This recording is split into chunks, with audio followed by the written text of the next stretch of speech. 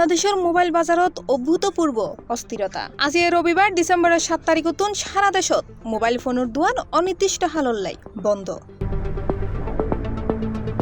Agargaon BTRC ভবনের সামনে ভিড়, হাজারো দোয়ান মালিক, কর্মচারী, ডিলার ব্যাগগুনোর কণ্ঠে একখানি দাবি এনইআইআর ব্যবস্থা সংস্কার চায়, মোবাইল মার্কেটর সিন্ডিকেট প্রথা বন্ধ চায়, মোবাইল ফোন আমদানির পথ উন্মুক্ত চায়। রবিবার ফজর 10:30টার তুনি বাংলাদেশ মোবাইল বিজনেস কমিউনিটির ব্যানারত বিটিআরসি ভবন ঘেরাও করে ব্যবসায়ী ও দোয়ানোর কর্মচারী অল আতত প্লে কার্ড স্লোগানত মুখর আগারগাঁও। অবরোধত থমকি যেগু সড়ক বিপাকে ফরে সাধারণ মানুষজন, কর্মজীবী, যানবাহনকল। ইতারার অভিযোগ পরিষ্কার, এনইআইআর চালুয়েলি লাখো ক্ষুদ্র ব্যবসায়ী ধ্বংস হবু, দাম বাড়িব গ্রাহকল্লাই, লাভবান হবু কেবল একখান বিশেষ গোষ্ঠী। আন্দোলনকারী পক্ষতুন জানা যায় ইতারা বুধবার আলোচনার আবেদন করলেও কিয় নড়াহে, আলোচনার টেবিলত বইলেই সমাধান হইতো, কিন্তু বাধ্যই দোয়ান বন্ধর সিদ্ধান্ত লই।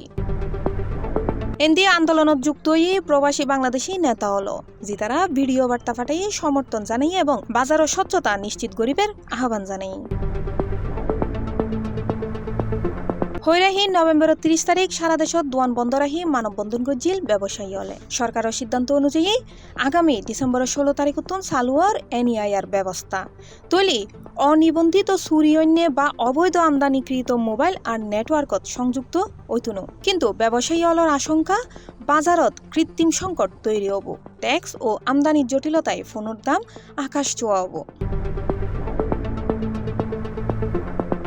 বর্তমানে সারা দেশত মোবাইল মার্কেট অচল।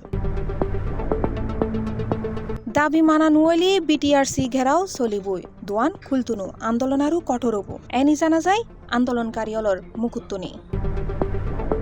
বাংলাদেশের মোবাইল খাতর ভবিষ্যৎ হনফতত যার, এখন ছাই আছে পুরো বাংলাদেশ। C+ TV, Chittagong.